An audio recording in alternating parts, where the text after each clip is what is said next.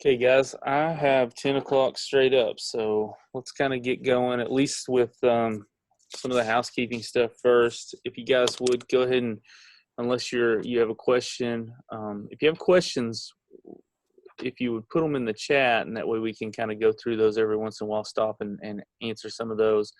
I'm going to introduce everybody here in just a minute, but Terry Yarberry is my assistant. She's going to be kind of keeping up with the chat a little bit. I'm sure Amy and Jennifer will too. And you guys probably will be able to answer some of those questions in there too. So let me go ahead and introduce people. So Jennifer Doherty and Amy Sinar are from the Oklahoma Parent Center. They are the state parent training institute.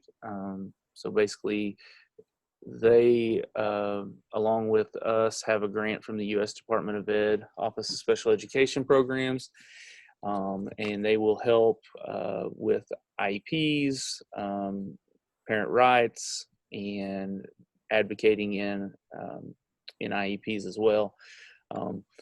We kind of concentrate in LaFleur, Sequoia, Haskell, and Latimer counties, and they are statewide. I say that they have their own areas that they cover, but it's a statewide group, so they will find somebody in your area that can help with the IEPs. So before we get started, Amy, Jennifer, you guys want to say anything? Sure. My name is Amy Sinar. As Cody had said, I am a trainer, a parent-child advocate with the Oklahoma Parent Center. I'm a mom of 3 boys, although they are older now. But all 3 had learning disabilities, as well as I, too, am a self-advocate. I have dyslexia. So I have a different perspective on a similar perspective to how your children might be feeling as they're walking through their journey to education. As Cody had said, we're much similar to each other in all of our services, such as meeting, one-on-one with parents. Trainings are all free, just as Cody's are as well. So that's pretty much the basics of who I am and the Oklahoma Parent Center. Jennifer, do you have anything you'd like to add? No, I don't, Amy. I think you did a good job. Thank you. Oh, stop. Thank you for allowing us to be here.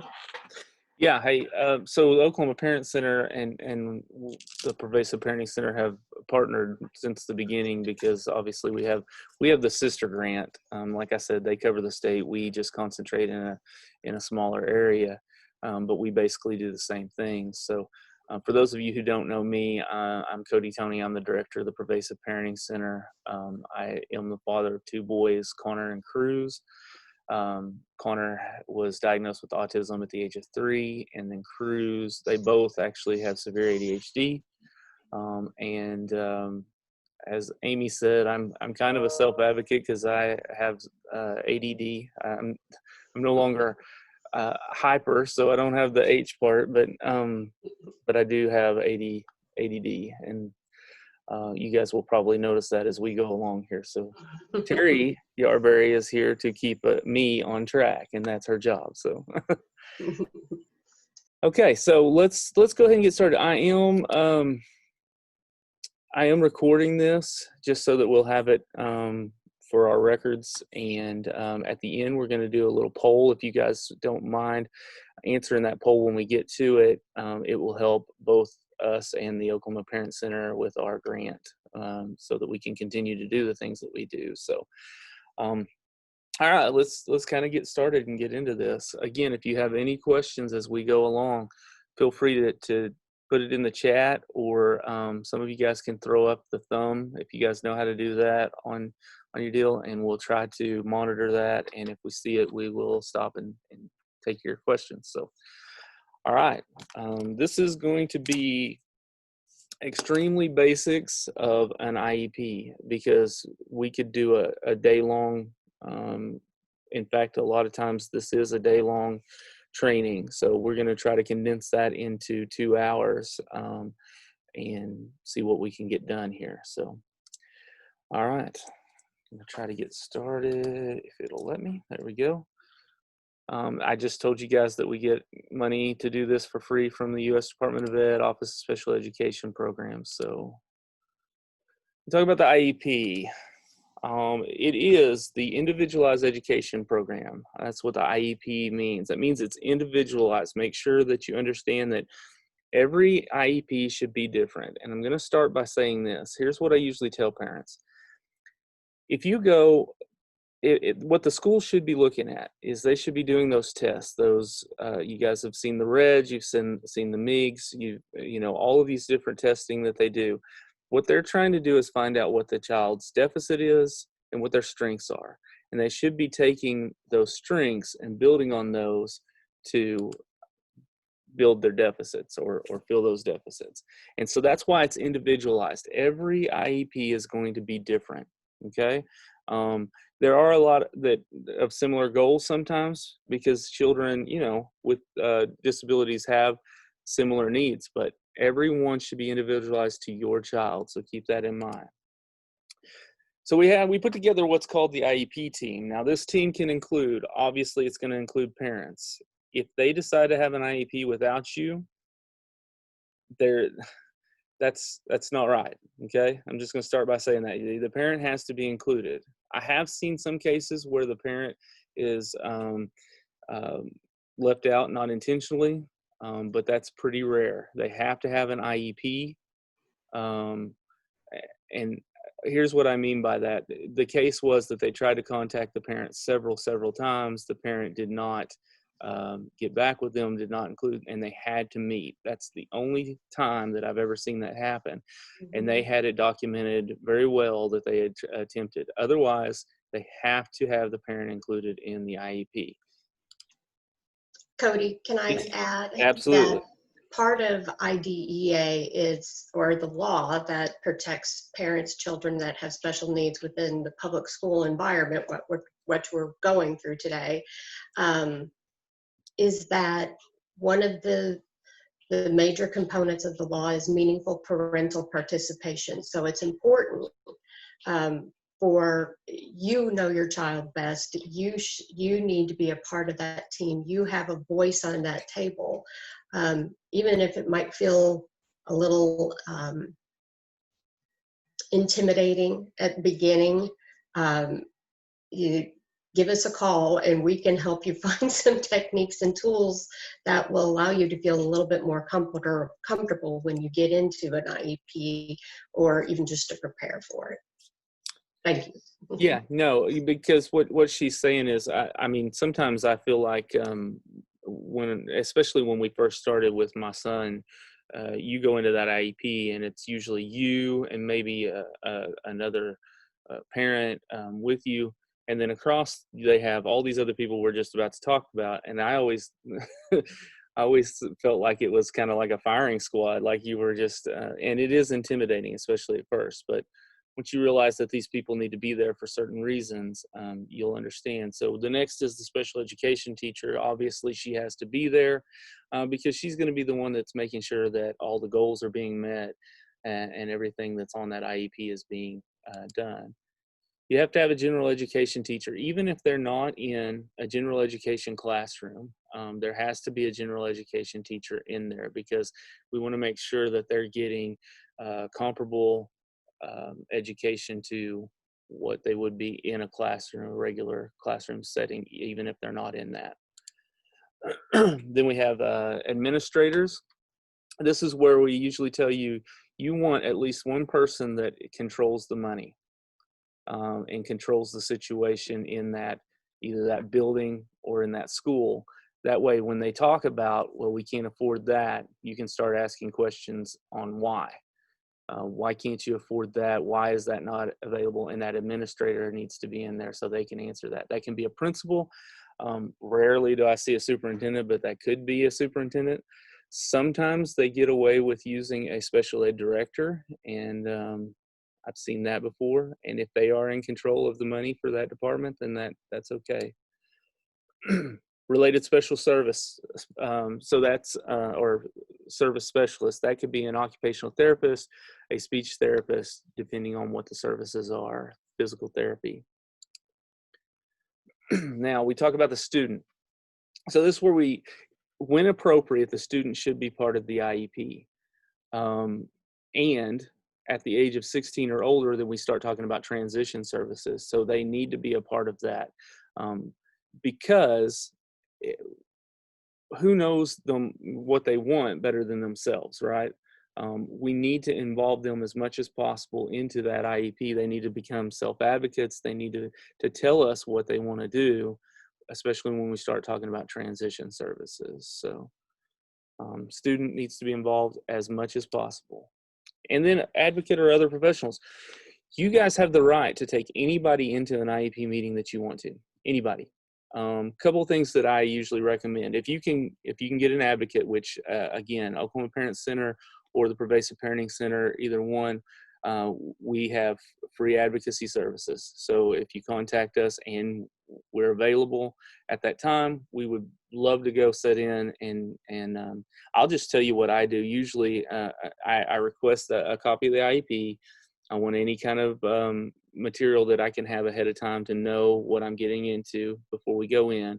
But I may sit back and not say a word for a long time. I'm going to sit back and listen, and I only jump in when I know either something they said isn't right, or when I want to kind of help you go in the right direction or give you some advice. Otherwise, I'm going to sit back and say nothing. And you'd be surprised how many times I come out of an IEP meeting and parents say, that just went so much smoother with you here. And I'll say, I didn't say a word.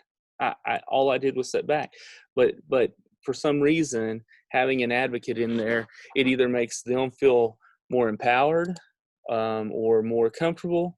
But the schools, I don't know. I'm not in there when they're not in there, but I don't know that they tend to do anything different. Sometimes maybe they do. So another thing I tell parents, even if you don't get an advocate or other professional, and that could be anybody really, sometimes, and I hate to say this, but sometimes women feel like they've been, I don't know, intimidated a little more. I tell them, take a friend that's a man, just sit in there. They don't have to say a word. They just have to be there. And sometimes that makes a difference. I want to start this before we get any further in this by saying, I never have the mentality, and I hope this doesn't come off that way. I know I've got some teachers that are in here too. I don't ever want this to seem like it's us against them, because that's never the way we want it to be. My job as an advocate is to go in and to make sure that the school is doing the best they can to help the child. And I always tell parents, I'm not here for the parent and I'm not here for the school. I'm here for what's best for the child. And that's my main focus. And I want everybody to understand that. I have worked with some schools that are tougher to get along with, but in fact, most of the schools that I work with are really willing to help you.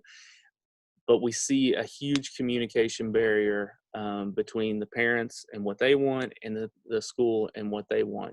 And so if we can go in, and I know Amy and Jennifer and I all talked about this yesterday, if we can go in and try to figure out what both sides want and work for a better, medium there and meet in the middle, it works out so much better. So if this comes off as being anti-school, trust me, my wife is a special ed director. I am not anti-school. I love special ed teachers, but sometimes we just need a little bit more help on the parent side, because again, it is intimidating. Okay, I'm done rambling. Let's move on here. So the IEP helps the students with disabilities in reaching their goals. You got to make sure, and we'll talk about goals here in just a minute, but we got to make sure that those goals are set up to actually help the student and not just written in because it's something that they've written on every IEP. And I have seen that at certain schools. So according to the Individuals with Disabilities Education Act, so she talked about IDEA, that's what that means. The IEP must focus on the student's preferences, interests, needs, and strengths. That's where the transition services come in later on at 16 or 8th grade. Am I right on that? Yeah, 16 or 8th grade. All right, so here are your parents' rights, and I threw this in as far as IEPs go. Wait, Cody, Yes, just go a ahead. second. Did you say 18 or 16. before 16 or 8th grade? That's, yes, is that right? No, it's more like a freshman, isn't it, Jennifer? I mean, it's 16 years of age. It is 16 years of age or Or 8th grade. Yeah, okay. Okay. Yeah. Sorry, It is- I'm wrong. That's okay. It can be earlier if you want it to be. Absolutely. It's at least by 16 or 8th grade. Okay. Sorry, I interrupted. That's okay. It's okay. That's okay. So as you guys can see, I mean, this is complicated. That's why we collaborate here. I want to make sure that I'm telling you guys all the right things. So according to IDEA, you have the right to participate in the planning of your own child's IEP. That they can't leave you out of that. Who knows your child better than you do? Who spends more time with them than you? So you have the right to state your opinion and make recommendations for special education services. Again, you know what your child needs. And we'll talk in a minute about how you can do your research to make sure that you're ready to go when you go into this IEP. Review your child's IEP and progress towards goals at least once a year. All of this is stuff that we'll go through as we go along.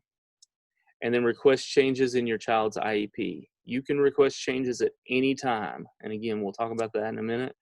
And request the IEP meeting at any time. Okay. So let's get to the key points. Key points to remember. The IEP document is written specifically for your child. We talked about that earlier. They have to write a new one at least every 12 months. So every year, annually, you will meet. If they're not doing that, you need to contact somebody, and we need to discuss that. And I have had some parents that have contacted me about that. If they don't meet with you at least every year, once a year annually, then there's an issue there, because they're not looking at the goals. They're not looking back at last year to see how far they've progressed or if they have progressed. So. And Cody, just if the school does not follow the deadline, the time frame, then they too can be considered out of compliance with the state, and they might rush the whole thing because they know if they don't meet with you before that date, they're going to be pressuring you to come in for a meeting. And then, just as Cody had said, there's times that they don't even notice that they're out of compliance. So it's always a good idea just to kind of keep in mind when a month before maybe your IEP is going to be, your student's IEP is due, just to keep in mind and maybe even contact the school if necessary. Yeah, and I think it's a little easier for them now that they have Ed Plan, because they will get a red flag saying you're about to be out of compliance or you're out of compliance. But yeah, that's why Jennifer, Amy, and I are really busy usually around August, September, and then April, May, because that's usually when they start doing most of the IEPs updates and redoing those. You have a right to invite anyone to the meeting. We talked about that. Names and signatures of all individuals attending the meeting is required. And that's at the end. If you've ever been to an IEP, you know that they pass around the paper and everybody has to sign, even us advocates, everybody does. Now, do we want to get Amy right now into the agreement part of that? Sure. At the end of an IEP, do you remember where you have an opportunity to either sign, agree, disagree, or you might just be like, I'm not going to sign anything until I take it home and have a little time to process what's going on. You have the right to spend as much time going over that IEP as the school did developing it. Again, meaningful parental participation, and you can absolutely take it home and bring it back. But you need to do it it needs to be pretty quickly, because once you've signed that IEP, many of those sort of services are going to start immediately.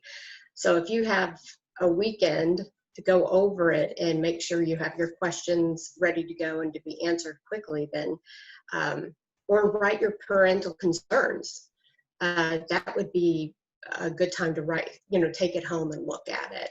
Ask for a copy of that new sloppy copy of the IEP.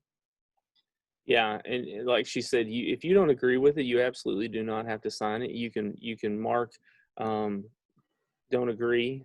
There is that mark, that point too. Your other option is to mark that you disagree.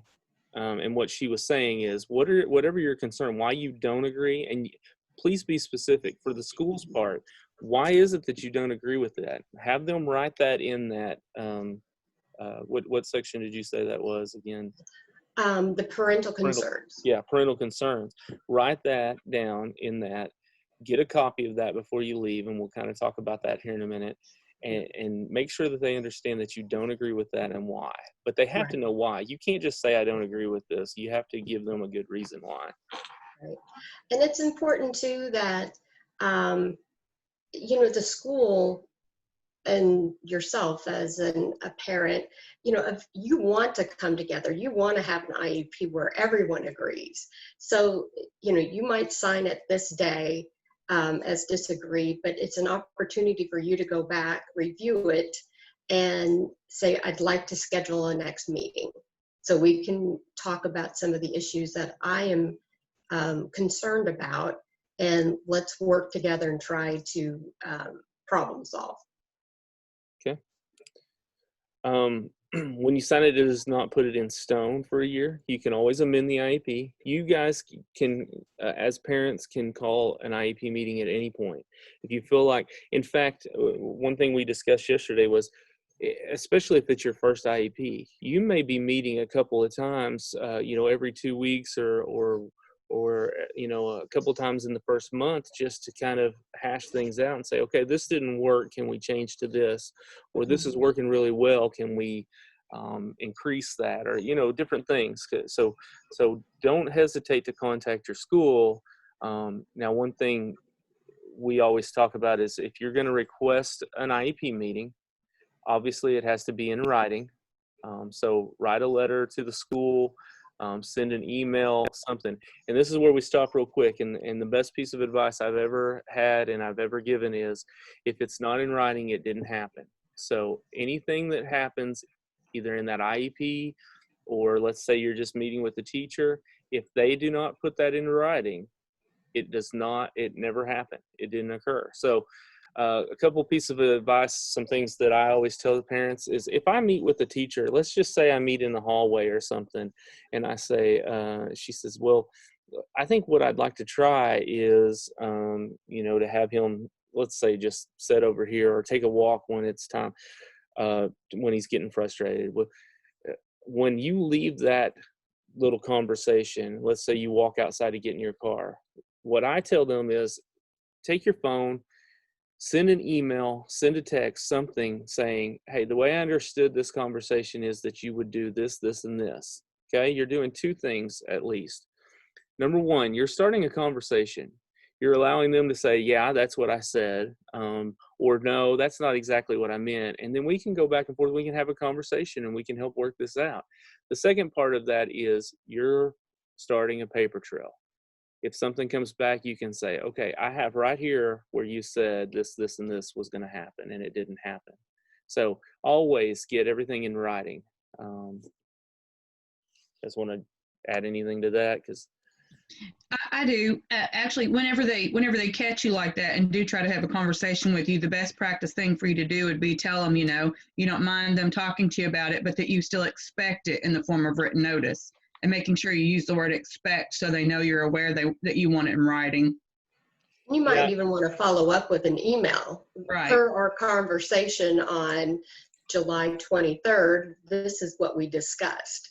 and this is the timeline and who was going to do it. Yeah. And something you guys had said yesterday was, you know, a letter.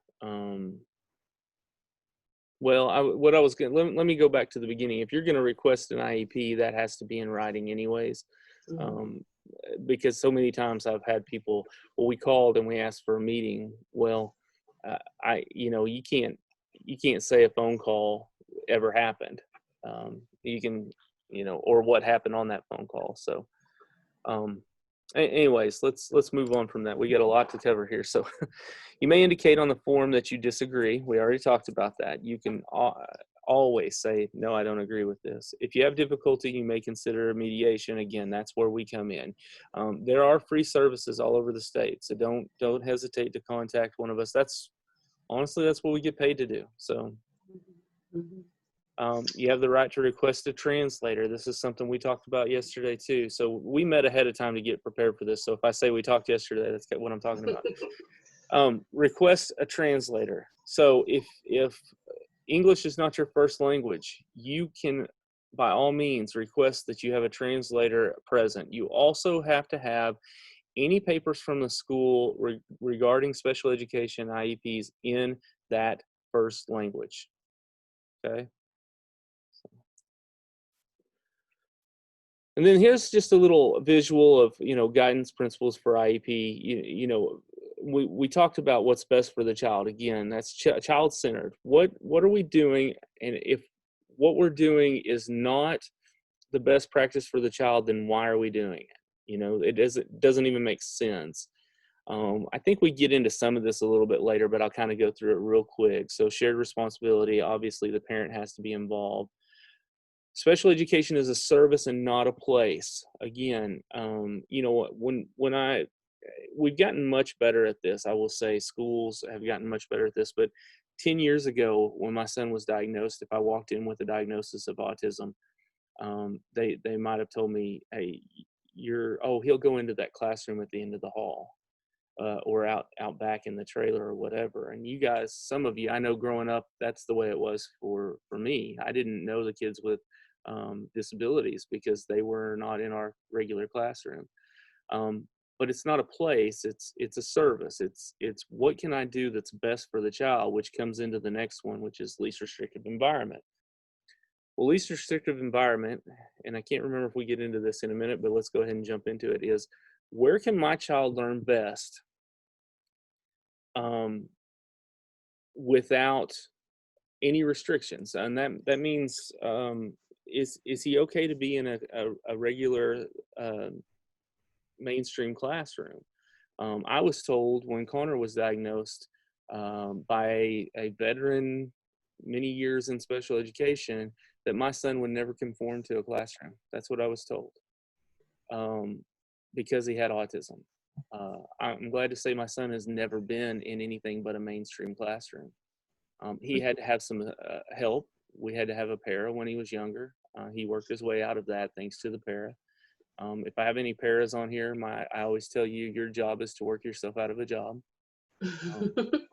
I want, my son is independent because you made him independent. Trust me, there will be somebody else down the line and you'll still have a job, okay?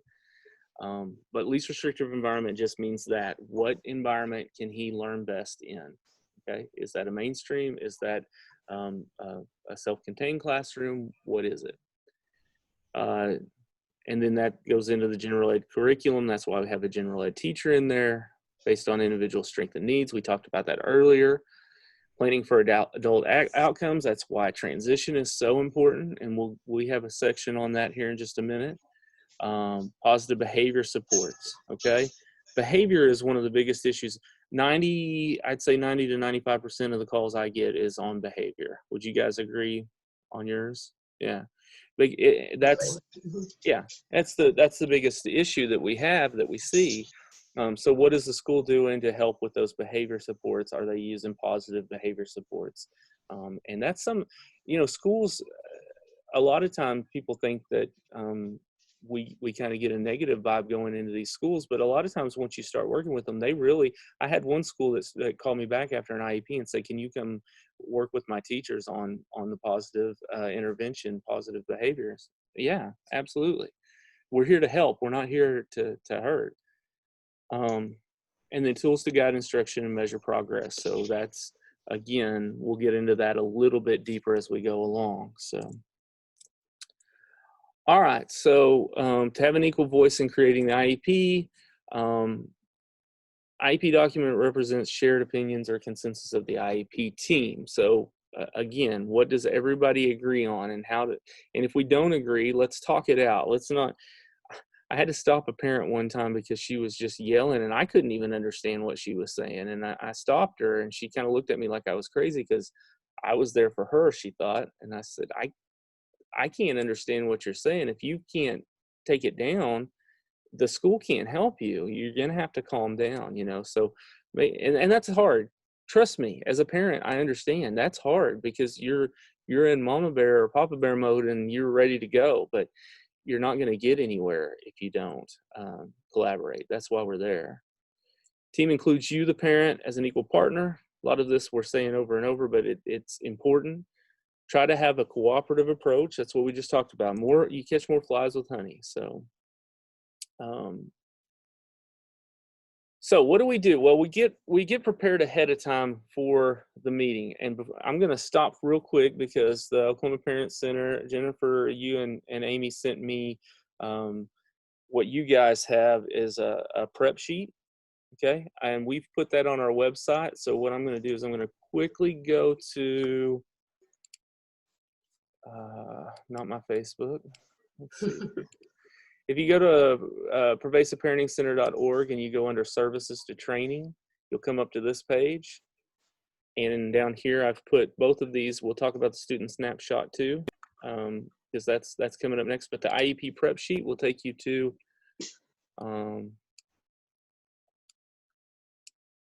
it should.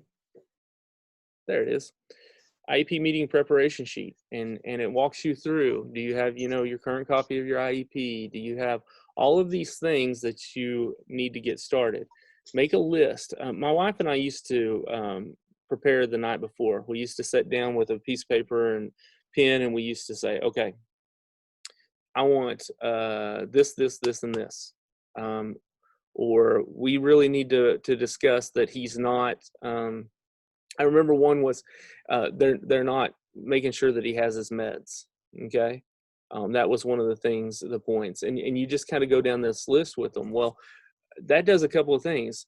It takes away a little bit of anxiety when you get there because now you're prepared and you're ready to go down this list. And I usually don't, I'm usually just checking that list off as we go along, because if the school already hits it, then that's fine. We check that off. If they don't, at the end, they say, is there anything else? Then I'm looking at my list and I'm saying, oh, I was going to talk to you about this. And I was going to talk to you. Sometimes the schools, and it just depends on the school. Sometimes the school at the beginning will say, well, what are your concerns? And then you can go down your list at that point. But always have that ready to go. And I'll scroll through this real quick just so you guys can see this. But again, this is on our website. I'm going to take that and I'm going to put it into the chat too, so you guys will have that link there.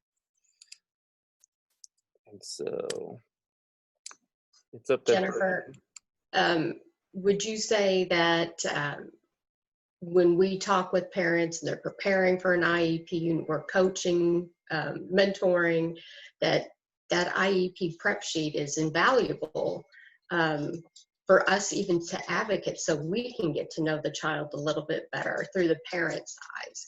So yes, absolutely. Yeah, it's very effective. Yeah. So the second part of that is the let me pull this up. What am I doing here? The child snapshot. Okay, so using your student snapshot, and it tells you, some tips and suggestions at the beginning. This is kind of the at a glance, which is really good. I think the last page is really pretty helpful because it's the part that kind of helps you put everything together. When Connor was a kid, a kid, I say a kid, he's 15 now, but when he was younger, we put something like this together that basically said, hi, I'm Connor, and this is what I like, and this is what I don't like. This puts it all together for you, and you can just fill in the blanks. So also, one of the big things we talked about earlier, what are my strengths to build upon? And what are my challenges? What are my weaknesses? This already gets everything ready for the school ahead of time. So our focus for this school year, those may be goals. Goals can be academic, goals can be other things, goals can be behavior, goals can be, in fact, our focus for the school year, it may be, I want to make sure that Connor raises his hand to talk. That's a good behavior goal at some point. I mean, it gets a little more specific than that, but that's a good goal. You know, or our goal is that Connor doesn't yell at students, you know, so many times a day or whatever. So anyways, this is kind of a really good start to a snapshot, and let your parent or your, not only your teachers, anybody that comes into contact with that student, they can give this to a bus driver, they can give this to the janitor, they can give this to the lunch lady, whatever the case may be. It's a really good tool for anybody that comes into contact with principal. Right.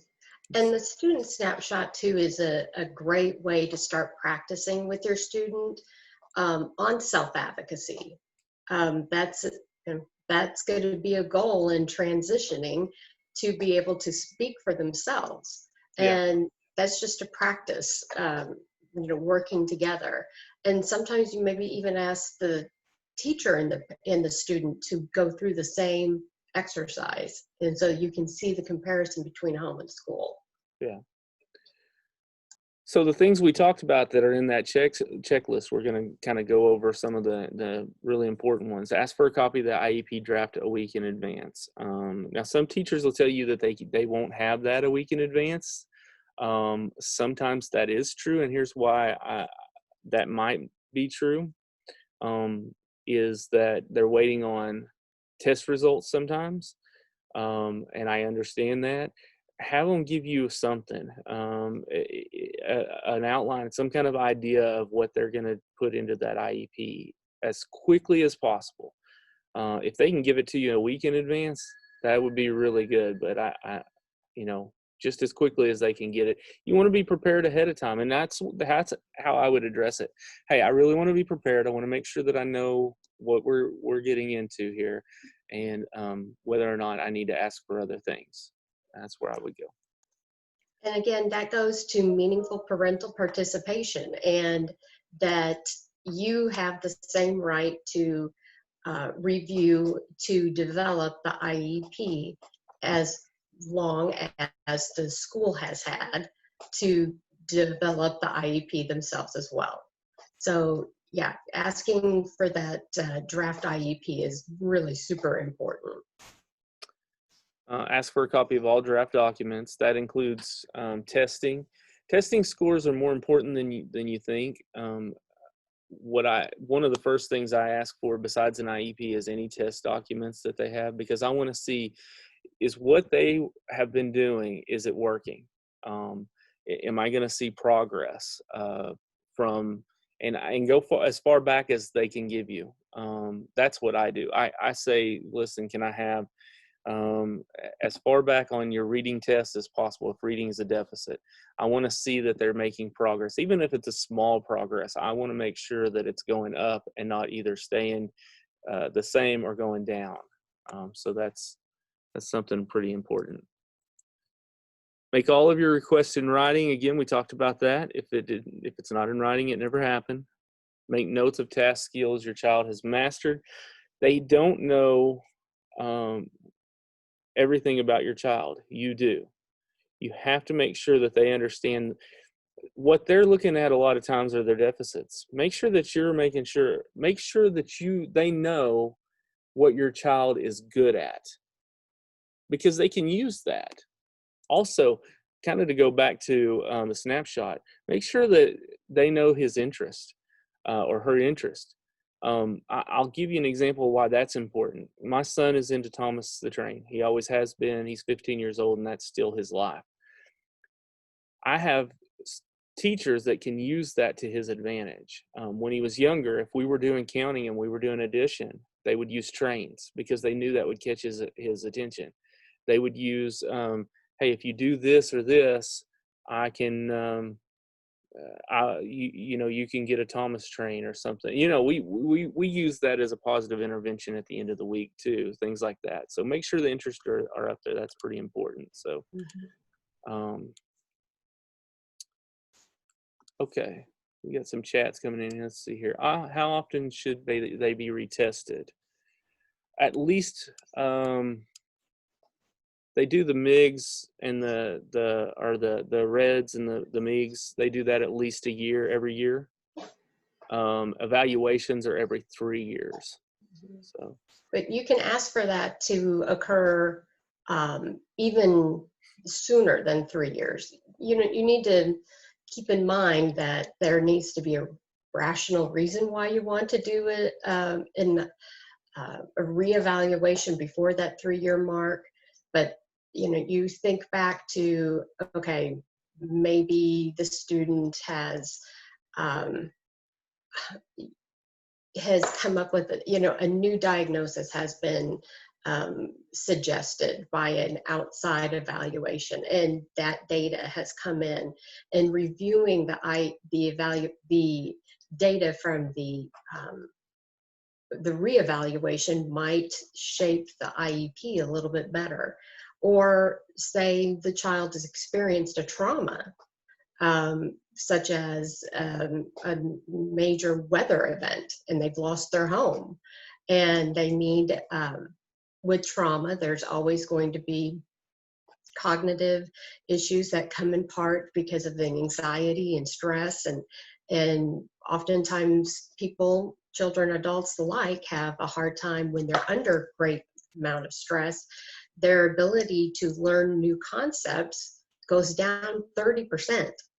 So those are things that you might see a time where a child might need to have a reevaluation to meet their current needs. yeah. Okay. Review records and reports from the school. Again, get everything that you can. Be prepared. Visit your child's class and observe other classes. So this one is one we talked about yesterday. This is a lot harder, especially right now. Right now, they're not letting anybody into the schools. We obviously know what's going on there. But the other part of that is there is concern over either FERPA or HIPAA. And so it may be difficult to get in. But if you can, it's kind of nice to go in and observe the classes sometimes. Collect any current medical information. You want to make sure that they have everything that they need to. I had one school that was requesting medical information on a child. Well, they couldn't properly help that or assist that child. Now, this was on a 504, and so let's hit on that quickly. 504 is more from medical side of things.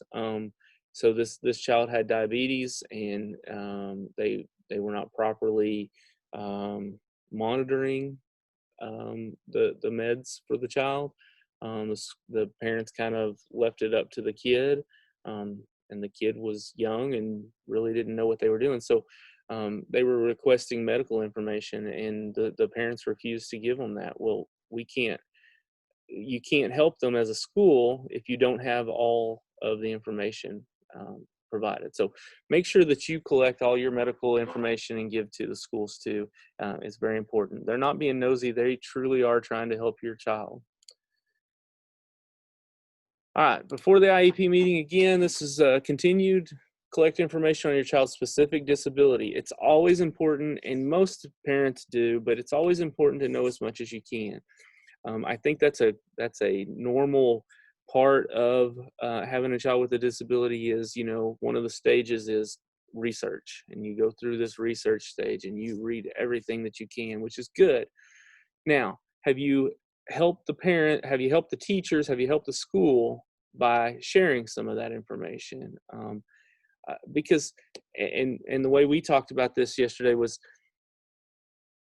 don't go in and say, oh, well, I know this because this is said right here. You can always say, I don't know if you've read this or not, but this is a really good article.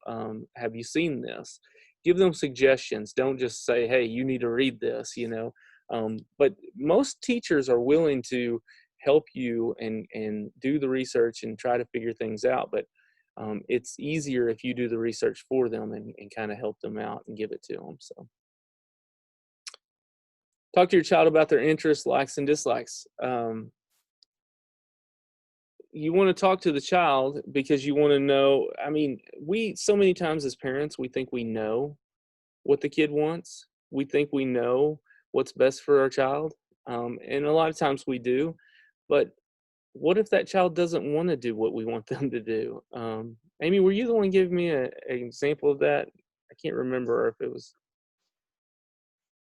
I go back to a young man that I was advocating for, and he had some significant behavioral issues and emotional disturbance under that category. And his mom had a certain plan in mind.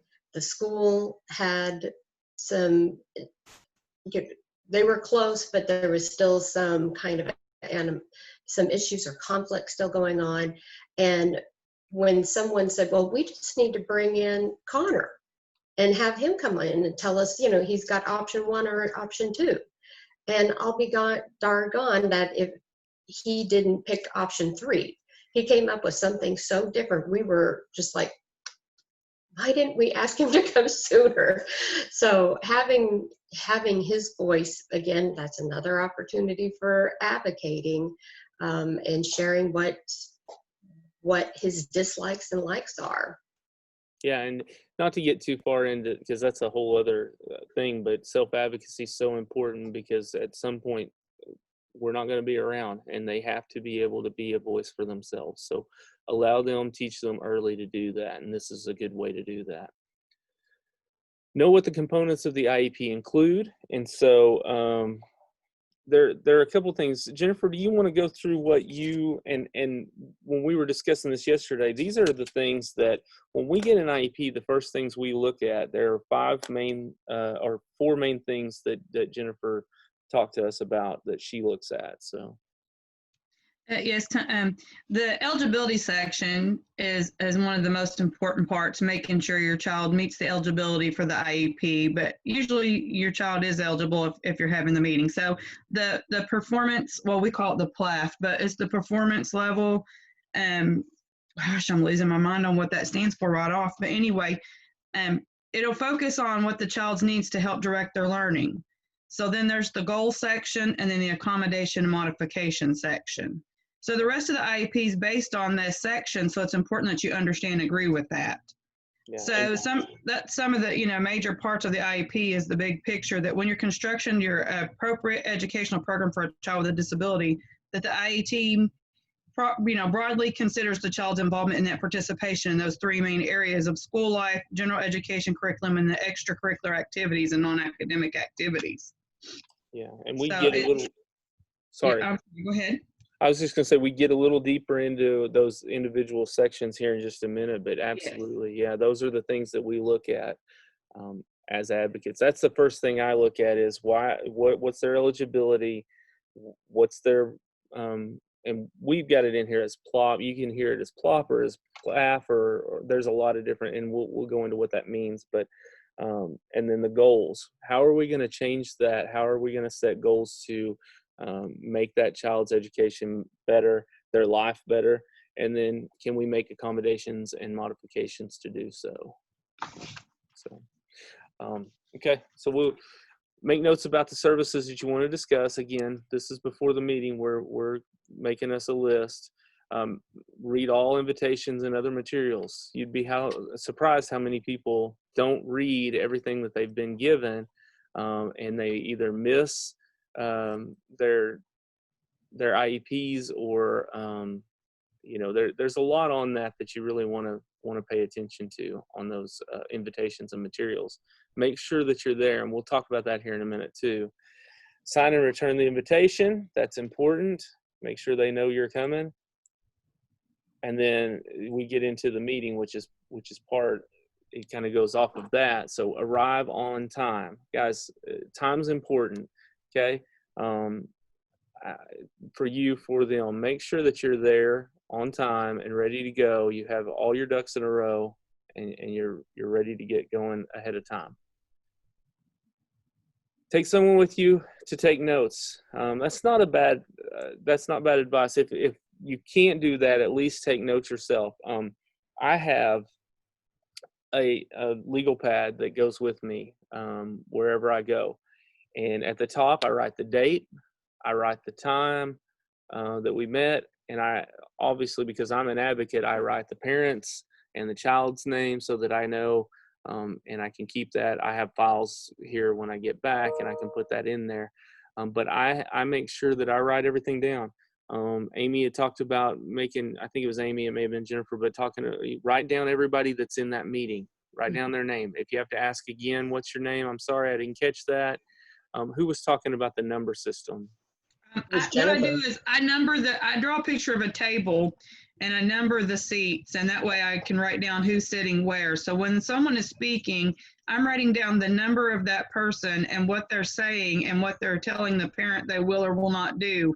That way, in the end, you can kind of look back at the IEP after you're through before you sign off on it, and make sure what you did agree to and what they did agree to is getting written correctly in the IEP, and that they understood what you meant when you said what you wanted on the IEP by looking back at it. It's pretty much probably the easiest way to keep up with who's saying what during a meeting when there's, 10, 12 people sitting around having a conversation about one child. Yeah, and I'm going to start stealing that, by the way. That's okay. Whatever is best practice to work for someone, use it away. Yeah. Pete Wright, if you guys don't know, from Wright's Law, if you have any questions, concerns about IEP, IEPs or IDEA, wrightslaw.com is a great website to go to. But he advises at the top in just little bitty letters, right? What is it? 4 W's, H, and something else, but it's who, what, when, where, why, how, and he has that up there so that if you get to a question or you get to a part where you don't understand, you can ask those questions. Well, who's in charge of that? Why are we doing that? What is it? What's the goal? And you can kind of go through that a little bit, but that's just kind of a reminder to you. Bring a copy of a previous IEP. Why is this important? I'll tell you. I couldn't tell you the amount of IEPs that I sat in on certain schools that the IEP looked exactly the same as the one the year before. Should that happen? No, it should never look the same. Otherwise, they're not reaching their goals. They're not doing what's in that IEP. You should never have an identical copy of an IEP, and I have seen that. It's rare, but I have seen that. So they have to be looking at that. They can't just keep passing an IEP on from year to year. So share your notes, ideas, and information. If you don't speak out, they will never know. You can't, and I've had parents that just sit back and they don't say anything and they just agree with everything. If you agree, that's fine. But rarely do I have parents that agree with 100% of what they say, or they at least ask questions about why they're doing something. You have to speak up. They'll never know what you want or what you need if you don't tell them. Bring a copy of articles that may be relevant. That's what I talked about earlier. If you find something and you think it's interesting, share it with the teacher. Share it with the special ed teacher. We, as teachers and as parents, we don't know everything. I like when teachers share stuff with me that they've read. That means that they're interested in my child. Share stuff with them too. They may have read it, they may not have, just to ask them, hey, have you seen this before? I think this is pretty neat. Ask questions when you don't understand. So as a former journalist, one of the best pieces of advice I was ever given was an editor told me, if you have a question, chances are somebody else does. Ask it. Doesn't matter what it is. And I've always lived by that. If you have a question, if you don't understand something, it doesn't mean that you're not intelligent. It doesn't bring that out. It means that either they're using big words that you don't understand, or a lot of times we use acronyms that we don't, IDEA or LRE or FAPE. If you guys have never been in that, that means individualized. Well, let's look at FAPE. So free and appropriate public education. But we use them so much that we're used to them. It's a whole other language to us. But if you don't know what that is, and I'm just sitting there talking about, I'll give you an example. So somebody asked, I asked one time, have you ever done FBA on a student, and does he have a BIP? I asked that in front of the parent, and the parent just looked at me like I was crazy. And to me, I never even thought twice about it, because we know what a functional behavior analysis is. That's an FBA. We know that a BIP comes off of that, which is a behavior intervention plan. But that parent had never heard that before, and it was my fault for not using real words, and then I had to explain that to them too, because they don't know what a functional behavior analysis is. Even if I break it down for them, they've never heard of that. So make sure that you're asking questions. Okay, what is it? There's no stupid questions, especially when it comes to doing what's best for your child. Okay, let's see here. Oh, be polite. Let me go back to that real quick. Sorry. Be polite but assertive. Again, you're going to catch more flies with honey, but you also need to speak up. You need to make sure that they understand that you mean business. That doesn't mean be rude. It just means, hey, look, this isn't the way I understand this. Can you please explain this to me? Or I don't really believe that that's the way this is supposed to go. Those are not confrontational. Those are just things that it's, hey, I don't get this. Can you please explain this? Can you break it down to me? Okay. All right. So we're still at the IEP. Listen to those who disagree. This is great advice. Just because it's not something that I agree with doesn't mean it's not right. As much as we say we know our kids, and we do know our kids probably better than the schools also have been, a lot of those teachers have been teaching for years. They have certain things, tricks in their bag that they can pull out. They have certain things that they've worked with other kids. Now, is that going to work with your kid? We don't know. But just because it's not something that you think, and so many times I have this, and I get this from both sides. I get this from parents. I get this from teachers. I get, says my internet connection's unstable. Can you guys hear me still? Good. Okay. So many times I get from both sides, well, we tried that, but it's not gonna, or I get from parents, that'll never work. Well, have you tried it though? Don't just disagree. Let it be, go into place a couple of times, and then we can say, okay, let's move on. Let's try something different. But always listen to those who disagree. And if you disagree, instead of saying, no, that doesn't work, say, okay, can you explain to me why you're going to do that? Or, don't just turn it off automatically. Have them explain it to you. Make your points clearly. That's where this planning ahead of time comes in. You can write things down and you have it concise, and you're ready to go, and you say, okay, this is what I'd like to have, this, and this, as opposed to, well, I'd just like to see him be a better person. Well, how's that going to work? I mean, what do you mean a better person? Explain to me what that means. How are we going to get to that goal? Okay. So if you disagree, ask that they include in the IEP document. We talked about that. And then under the, what we call the plot page or the PLAF, and we'll get into that in a minute. If you think you hear no, ask for options. Again, if they're going to, so this works the other way. If they tell you no, ask, well, okay, if we can't do that, then what can we do? What options do you have? And then write it down, written notice. That's always really good. Amy said that earlier. Go ahead, Amy. Yeah, it's written notice is probably one of your most powerful procedural safeguards that you have as a parent. So we can help you with a little bit more information maybe after the presentation, but written notice is very important. Yeah. So, always get them. If something, Oh, I know what I was going to say. So, Amy, you and I were talking yesterday. I think Jennifer was in on this.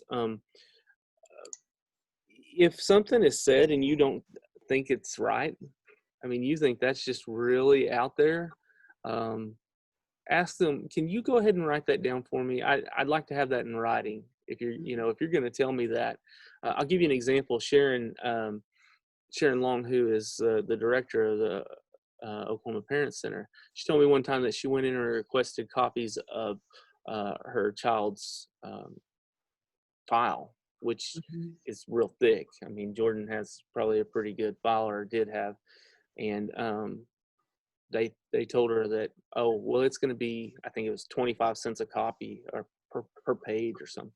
Mm-hmm. And she said, do you request that amount from everybody that comes in and requests records? Oh, yeah, they said. She said, okay, can you write that down for me that you do that?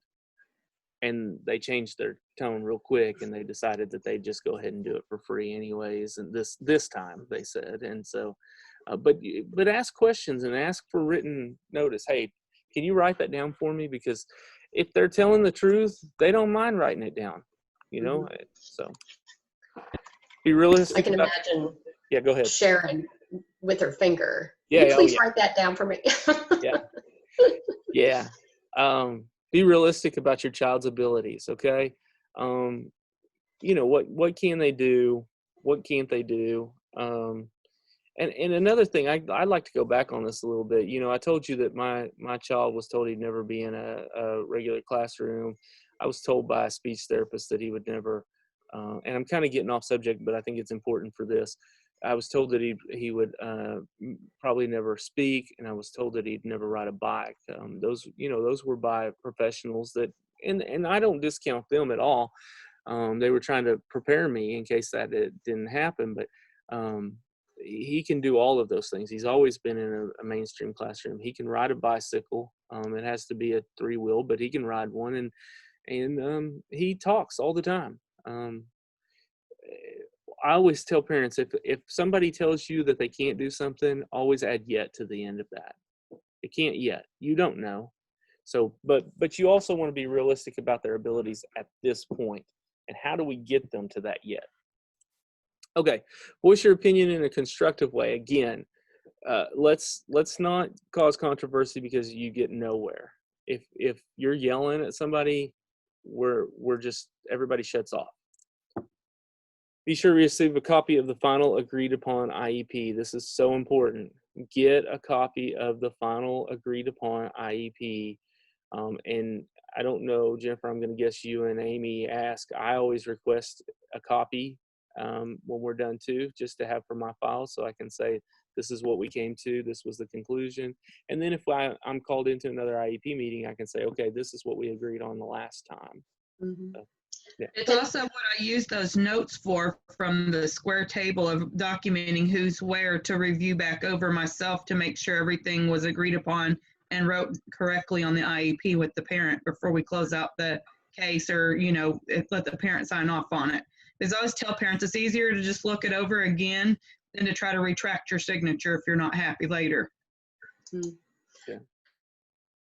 And I was thinking that you might want to also include asking for a copy of the sloppy copy.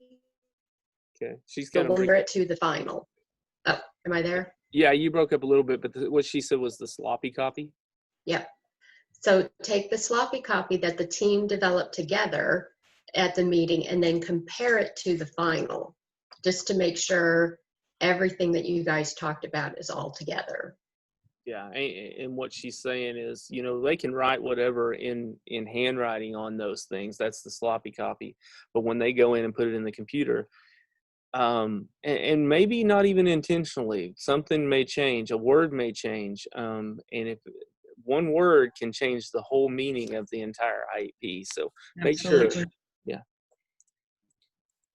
Important components. Okay, so we call it the PLOP, or the present levels of performance. Jennifer, it's the It's the present level of academic achievement, functional performance. Yeah, and so you can hear a lot of different words. I think they've gotten away from plop just because it sounds goofy, but Mhm. it's all the same thing, and it's basically where are they at academically? Where is your child? Measurable annual goals, objectives to address concerns or weaknesses. Again, we kind of go back to that, but where are they at? Not only where are they at, but where are they at with their peers?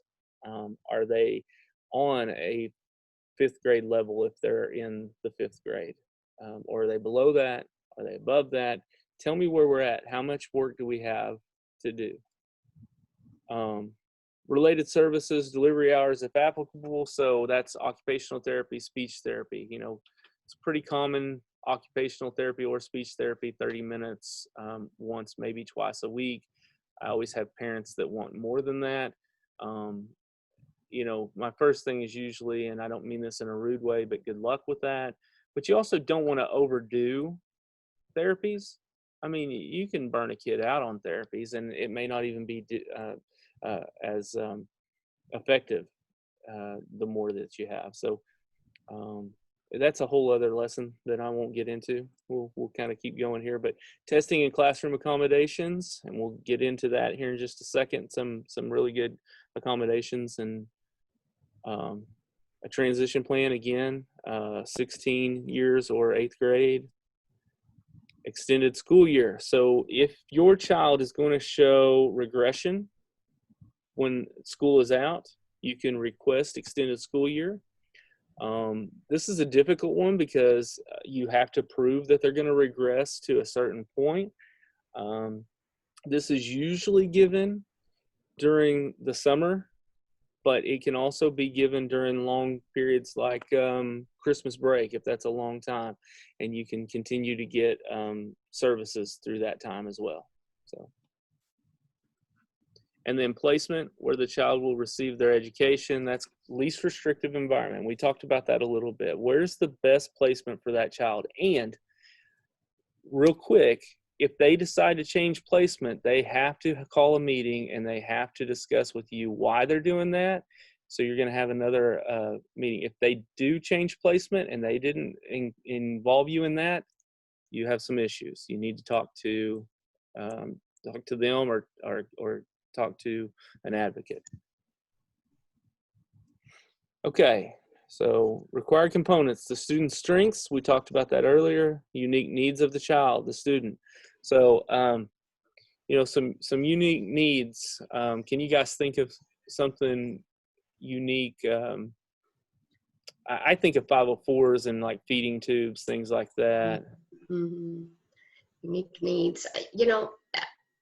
Sometimes you don't see very often, but an elevated writing desk, that helps with being able to hold the pencil a little bit more. I'm trying to think how to explain it, but do you know what I'm saying? That the writing desk is elevated and it goes up, those are things that sometimes are just made by somebody, and it's really helpful for the student who has some fine motor issues to be able just to be able to lift their arm a little bit and be able to write.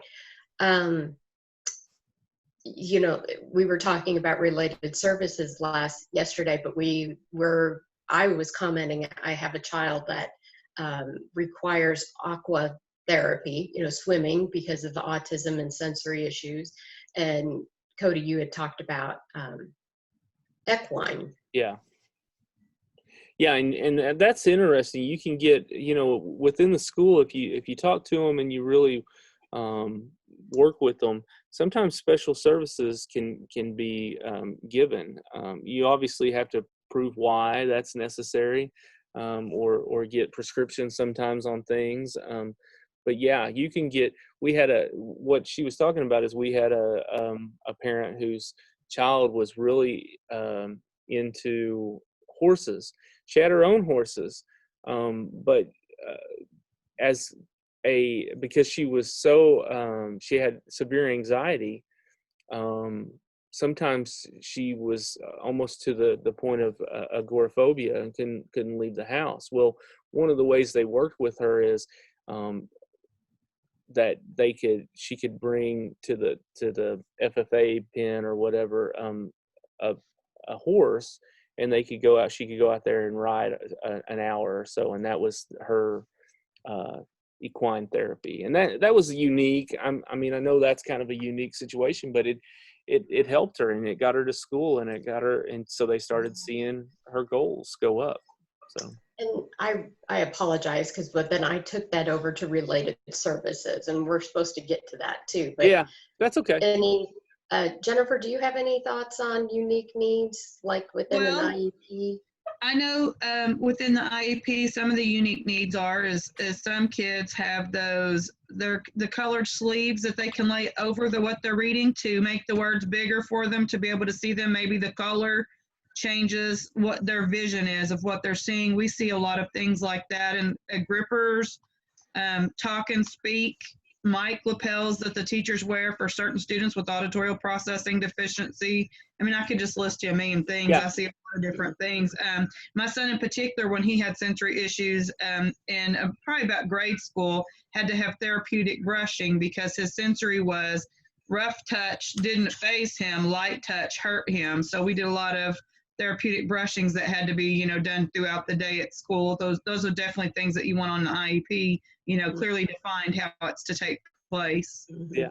And so maybe our participants can add in the chat some other unique needs that they know of. Yeah. Yeah. And so what we'll kind of get into some of that with modifications and accommodations, but we have to have those under this unique needs of the student. We have to take that into consideration so we can make those modifications and accommodations. So how the student's disability affects involvement or progress in general education curriculum.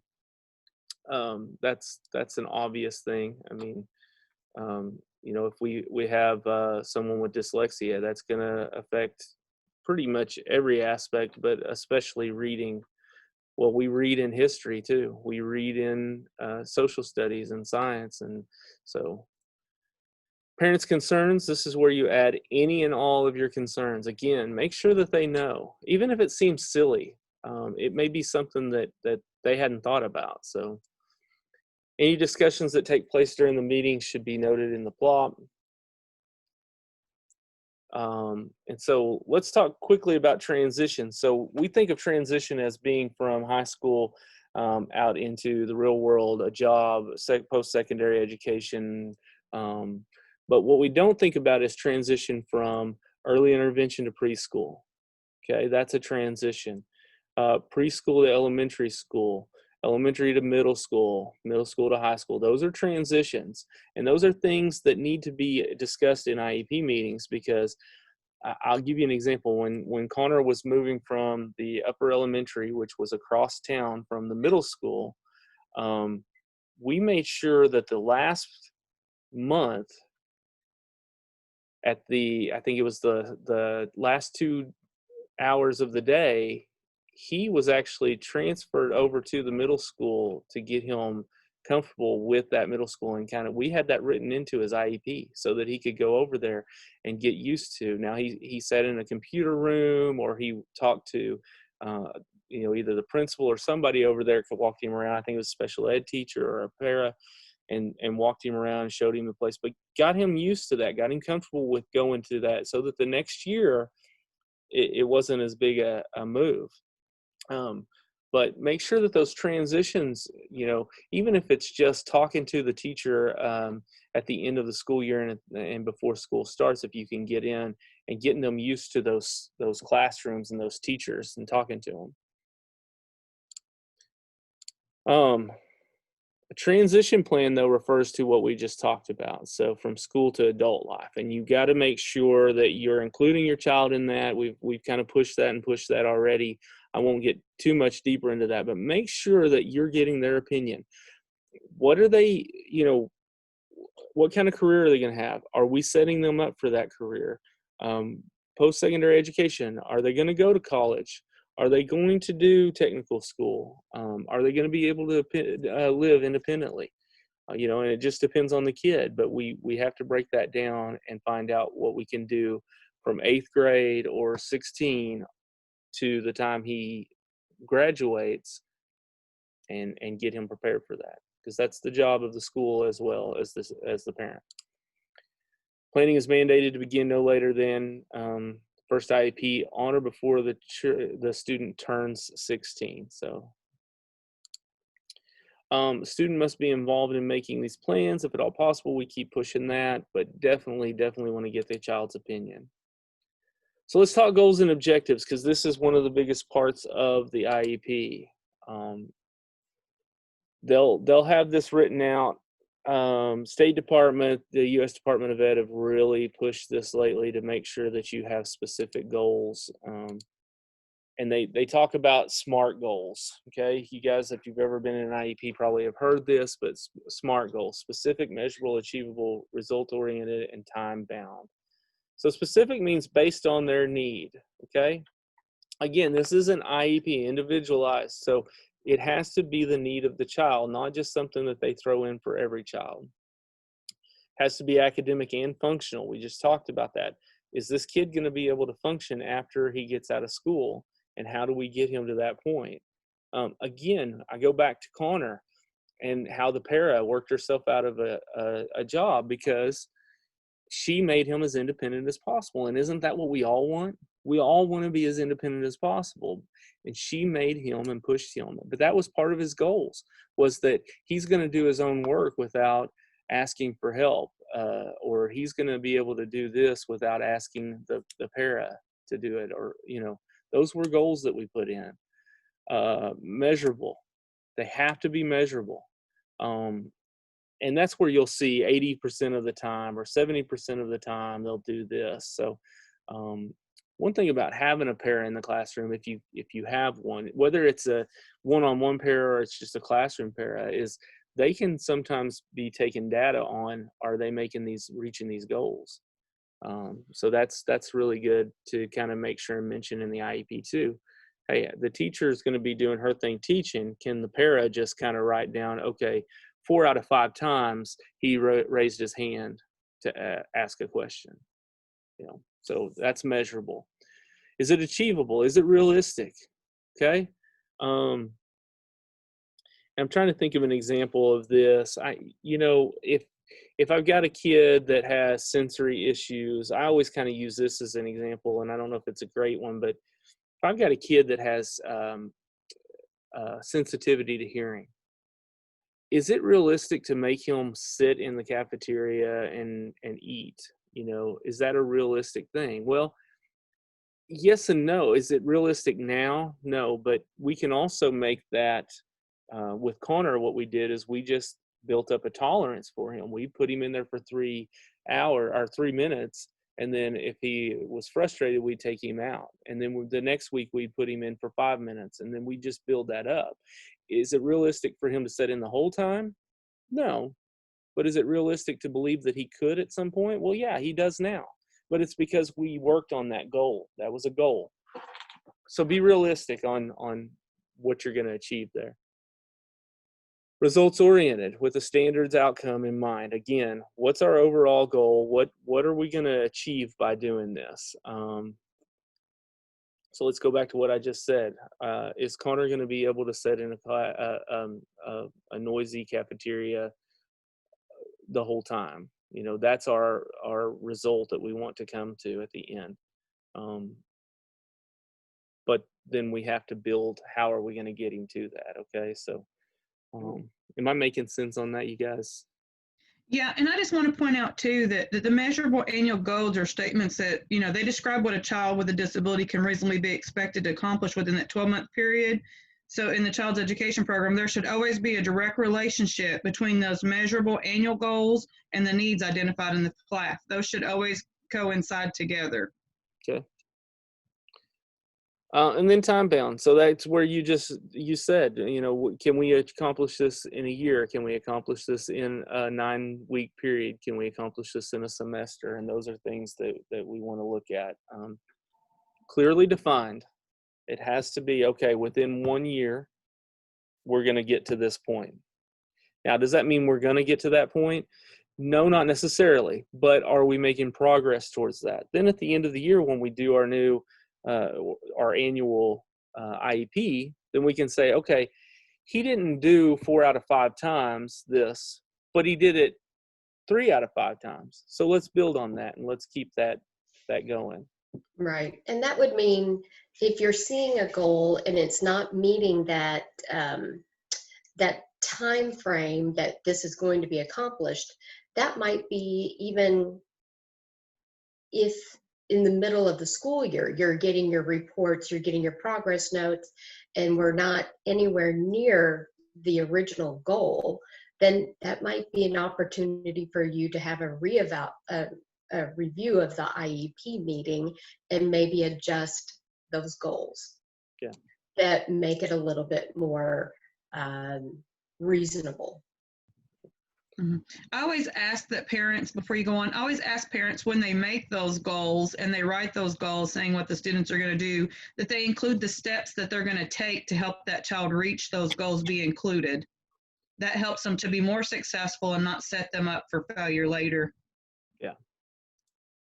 So think to yourself, what are your hopes for your child? This is always good. And this may be part of the prep stage of this, but what are your hopes for your child? What do you want? And I usually do this.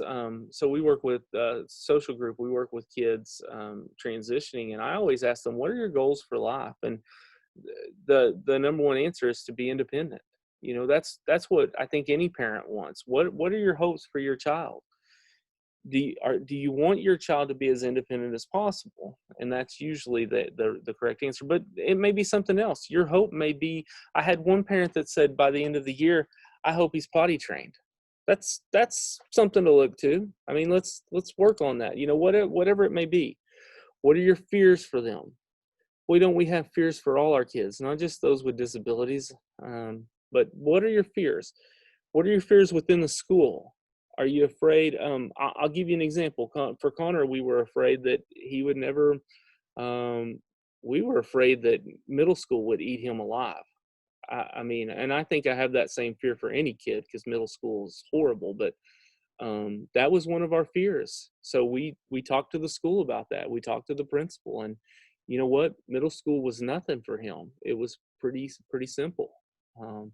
But it was, I think, because we made sure that he was comfortable and the school was comfortable with that. So, and then are you advocating for your hopes or are you advocating for your fears? This is where I disagree with some. I think you have to advocate for a little bit of both. But you definitely want to advocate for the hopes. How do we, here's what I mean by this, okay? If I fear too much that he's not going to be able to make it in middle school, I may do that to the point that I don't allow him to go into a regular classroom or go to, maybe he has to do something different than the other kids. But I have to push him. And so this goes back to, we're never going to, if we're enablers, which my wife is an enabler. Anybody who knows her and tells her that, I'll call you a liar. Although she knows that. But I push my kid. Let me give you a better example, okay? This morning, Connor comes in and he said, I'm hungry. And I said, well, what do you want? And he said, will you make me something for breakfast? And I thought, well, okay, what do you want? And he said, I want Lucky Charms. I said, well, you can make your own cereal. I don't have to make that. If it was something like eggs or something like that he doesn't know how to make, I would make it. If it was cereal, he can make his own. That's the point I'm trying to make, is make them do the things that they can do. Push them to do things that they don't think they can do, but you know they can do. That's kind of where I'm going with this. So, okay. So how do we measure goals? Example ways to measure progress. We obviously use tests. I mean, we use tests for everything, but there's a reason for that. Those reds, those MEGs, more the MEGs than anything, is for where am I at academically? And we have to know that by giving those tests. Daily work samples.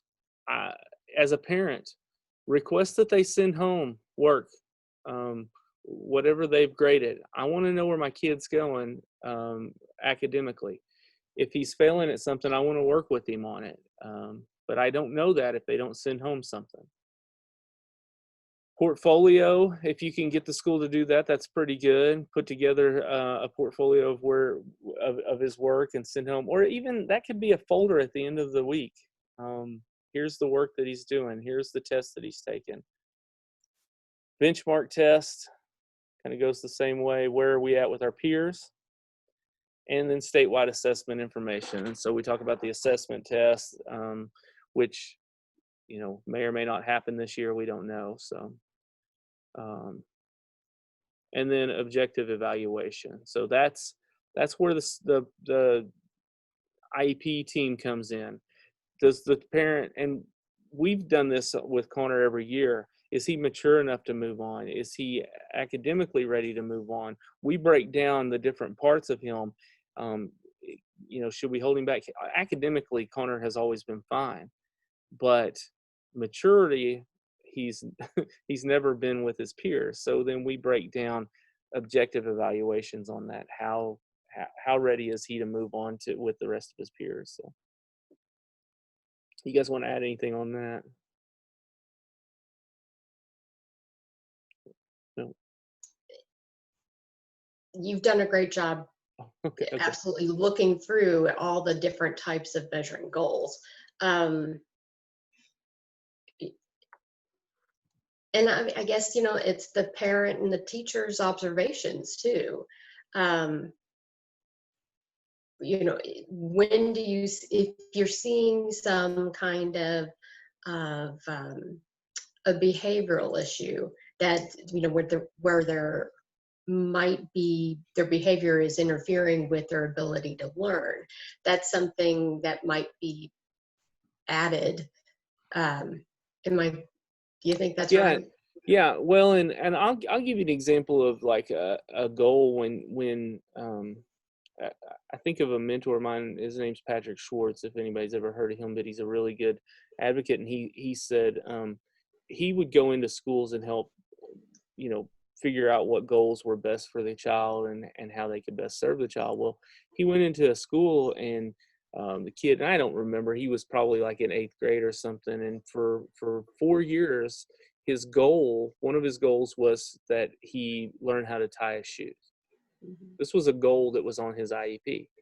Seems like a reasonable goal for life skills, but for 4 years that was on his IEP and it never got taken off. And so he asked why. They said, well, he's never learned how to tie his shoes. Well, he looked down and he's got slip-on shoes and he says, is it important? Is it something that he's going to have later on in life? Can we just get him Velcro? Can we do whatever? And so eventually you decide that that's not an important goal, even though it seemed like it at the time, 4 years ago. Let's move on. It's not going to hinder him from doing the things he needs to do in life. Does it, that seems like a silly example, but we get hung up on certain things and we just want to continue to push when it's not even as necessary as we thought it was. And so let's move on. Okay. Let's see here. How will you know? Okay, so how are you going to know if they're reaching their goals? And that's a good question. And this is something, I'll be honest, I still struggle with, not only as a parent but as an advocate, because they should be reporting progress. And this is what the IEP, we'll kind of go through this real quick. So it must state how the student's parents will be regularly informed on the child's progress towards annual goals. It has to have that in there. But usually it says just annual progress reports, or not annual. What does it say? Regular progress reports, standard progress reports, something like that. And the regulations require that the frequency of reporting must be as often as reporting for parents of a typical child. So every 9 weeks, when you get a report card, that's when they should be reporting the same thing on the goals. That's pretty standard.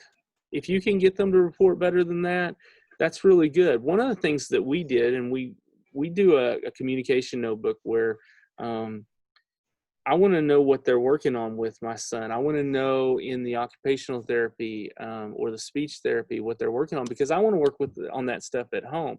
Well, we also wrote in there that the teacher tell us today he did this, this, and this. That gives us a report. It could be every week, though. At the end of the week, hey, he had a good week. We did this, and this was something that. And if you can make that goal specific, that's really good. Now, do the schools have to do that? No. If you can get them to do that, that's great. It just depends on the school. Send home progress reports as frequent as you would like, though. And that's, again, if you can request it, they only have to report as often as other typical children. But if you ask, they may do one every week or every 2 weeks. It's worth asking. And then we talked about the communication notebook. So if anybody's interested about the communication notebook, we can do a training on that as well. So just contact us. Terry's monitoring the chat, so we can try to set up a time to do that too. In sending home those frequent reports on how well they're meeting those goals, again, that might be a time that if you're finding that they've advanced, they're making their goals, they're reaching their goals, or they're still behind, then it's an opportunity for the team to meet again and to reevaluate the goal. Yeah. The goal is no longer applicable. Right. So let's talk about related services. We kind of hit on this earlier, but we'll go into this a little bit more in depth. Anything that supplements the activities provided in the classroom, okay? So these can include assistive technology. Now, assistive technology can be a lot of different things. It's not, most people think of like iPads or speak boxes or whatever. But Amy talked about, or Jennifer talked about grips. Amy talked about the board that, or the desk that comes up and that you can sit on. There's a lot of things. It can be as simple as, we use kick bands for ADHD and that they can put on their desk. Somebody that has sensory issues, we actually have taped a small piece of sandpaper underneath of their desk so they could rub on that, and that was something to keep them calm. You know, just little things. Yeah, Terry's holding up pins, lots of different things. This list can go on and on, but assistive technology is pretty important. So a lot of times that comes from teachers, a lot of times that comes from occupational therapists, but you know, ask around. Speech therapists are really good with them. You had talked about the microphone that the teacher has, can wear, and then the student wears headphones that go along with that. So lots of different things for assistive technology. Able Tech out of Stillwater is great at helping with assistive technology. You know, so that's a good source for you. Audiology, again, if you can't hear very well, there are a lot of different things out there that are available. So talk to an audiologist. Counseling services, you can get counseling services through your services needs. And those counseling services would typically be centered around academics. You know, strategies on testing, strategies on how to work on how to control your anxiety, what to do when you are you're dysregulated, that kind of thing. So it's counseling services are definitely centered around academics and how to help them better perform within the school.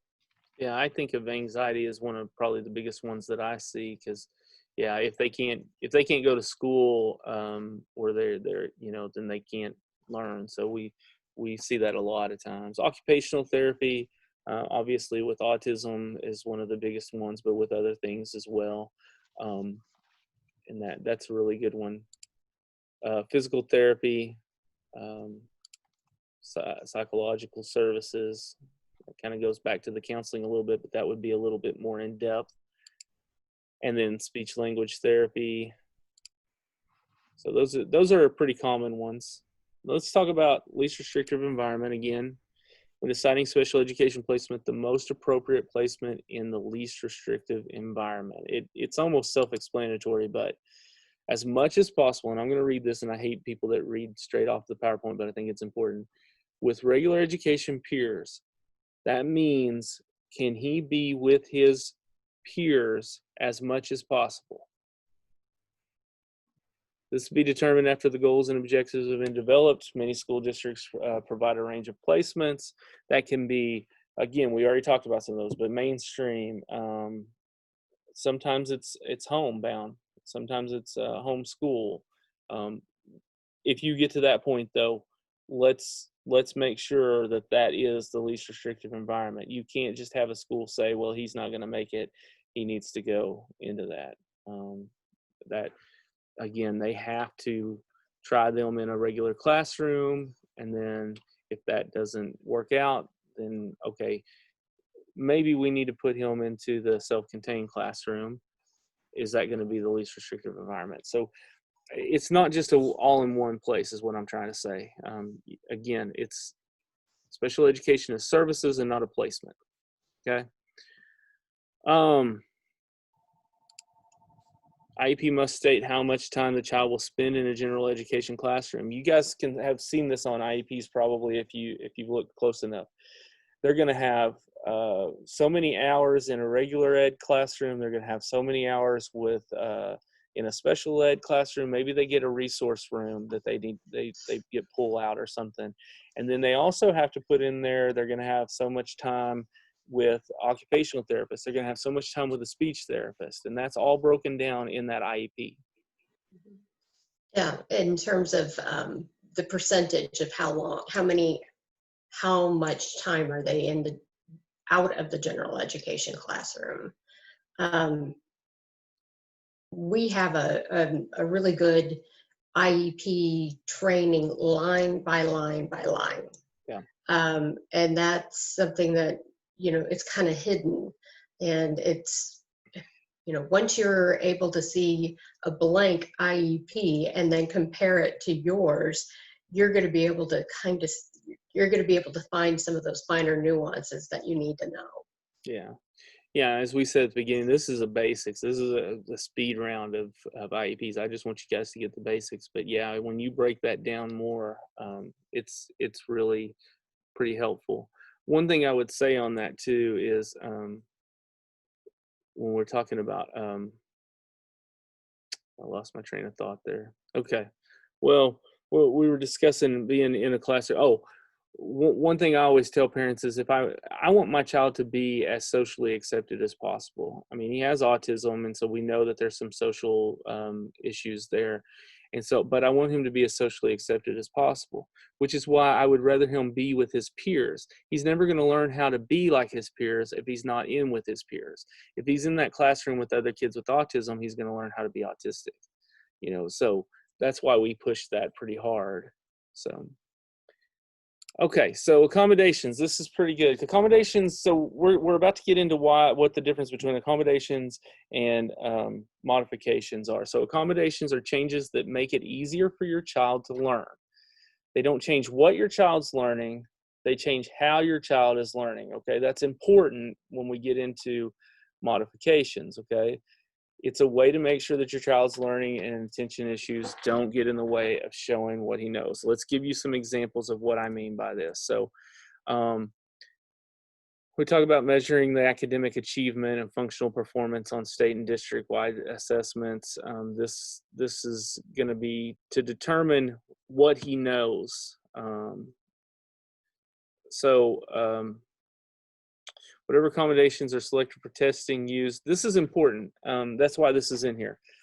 If they have in the IEP that he has accommodations for the test, it has to be in the IEP. Otherwise, for the state test, it cannot be used. Okay? So if they want him to use, if they need the test written, and I think that's a bad example because they can't read the test to them, can they? I don't think on the state assessment. Everything but the reading.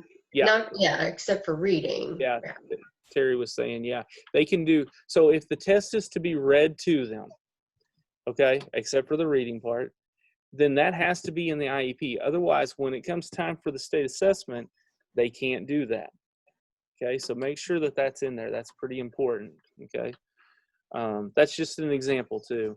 But let's talk about presentation. So a change in the way instruction and information are presented. Examples is letting a child listen to an audiobook instead of reading a text. Okay, so the question on this, and I know you guys, some of you guys are probably thinking, well, if they're listening to the audiobook, then that's not really reading.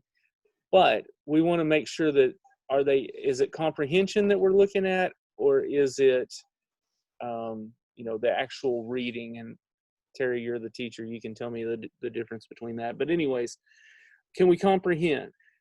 Or in reading, obviously this isn't going to work, but if we can get it on audiobook for them to have their history lesson read to them, and they better take that information, that's a good accommodation. Okay, reading's just tricky anyways, because that's what they're trying to teach. So response, a change in the way a child completes assignments or tests. So if you allow your child to give a spoken answer instead of a written one, if I have a child that has a disability that doesn't allow them to write the word correctly, but they can spell it out loud, and that sounds silly to some people, but honestly, my wife has had children that if she says spell cat and they try to write it out, it doesn't work. But if they say it out loud, they do an oral test, they'll ace it every time. That's almost like dysgraphia. Yeah. And so those are examples. Now, does that mean that the child doesn't know how to spell cat? No, they do. They just have a difficulty in writing it out as opposed to spelling it out, orally. So those are good accommodations. A change in environment where a child works. So example of this is allowing a child to take a test in a separate room with fewer distractions or a smaller group. So I'll tell you a quick story on this. We did this with Cruz because Cruz, my youngest, has severe ADHD. They put him in a separate classroom by himself, no distractions, they thought, and he took the test and he did not very well. The reason why they put him in the computer room, and all the computer screens were flashing different things at the same time, and it distracted him. But that can be an accommodation to put him in a separate room to cause all distractions to be shut off. So timing and scheduling, changing how much time a child has. So extended time on tests, I mean, if I can read something, and I'll give you an example of myself, and this is part of the ADD. I can read very well, but my comprehension's not very good because I get distracted, and I may read the same paragraph over and over again. Well, if you give me 3 or 4 times to read that paragraph, I can better comprehend it. So extended time may work better for me, if that makes sense to anybody. So then we get into modifications. Lots of modifications, but that changes what's taught or expected from the student, okay? So some cases, a skill that would normally be taught at a certain grade level is changed. So if I've got a 3rd grader that's reading on a 1st grade level, I may be giving them 1st grade work as opposed to 3rd grade work because I'm trying to build their skills. So how things are graded, some teachers use pass and not pass instead of letter grades. That can be done. How tests are handled. A practice test might help the student prepare for the real deal, okay? Or there may be 2 rather than 4 answers. I always like this as an example. Again, I go back to Cruz and ADHD. If I give you a math worksheet and there are 25 questions on there, I look at 25 math questions and I think, I don't even want to start with this, okay? But if I cover all but the top, there's 5. I can do 5, right? If I can do 10 instead of 20, and I can still demonstrate that I can do those well, then does it matter if I have 20 to show you that or just 10? So those are modifications too. How things are taught. The teacher might use more prompting and cueing to help the student determine the right answer. So class materials may be written in an easier level to understand. Terry, do you want to jump in on this one?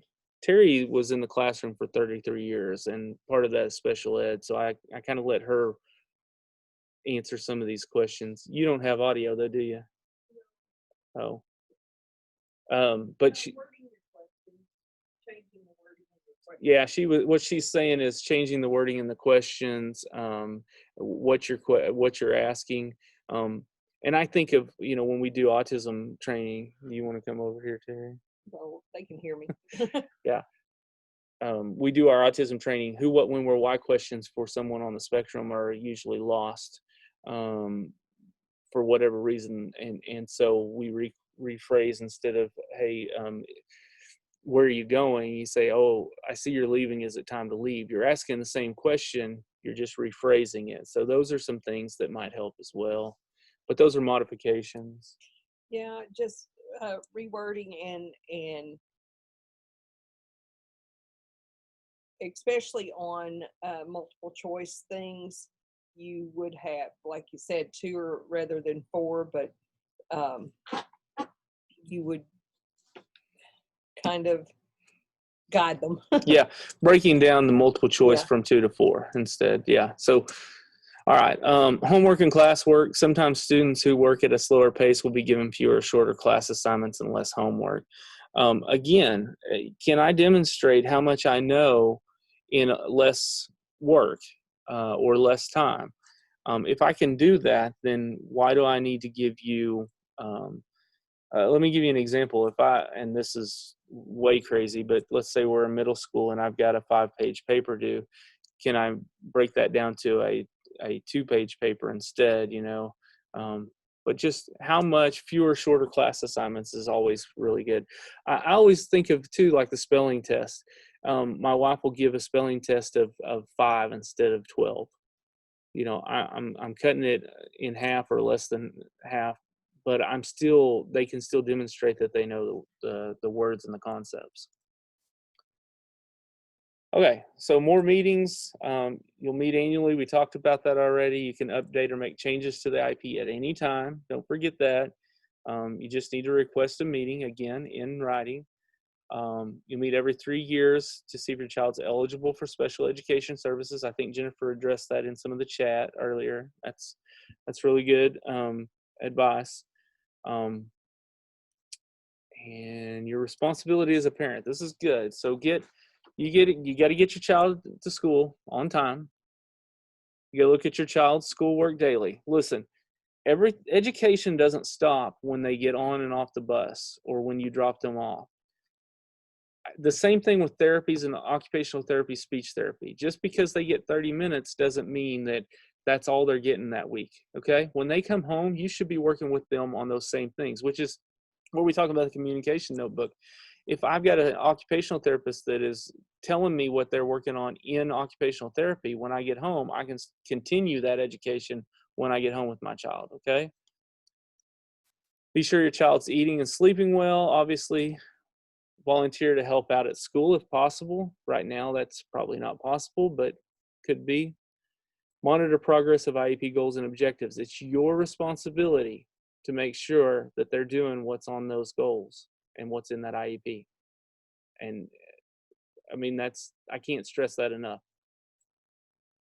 Schedule conference with various educators if necessary.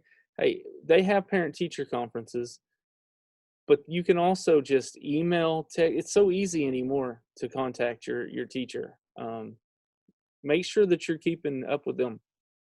I just emailed my son's teachers for next year and said, hey, here's what you're going to have Connor. Some of you have had him before, some of you haven't.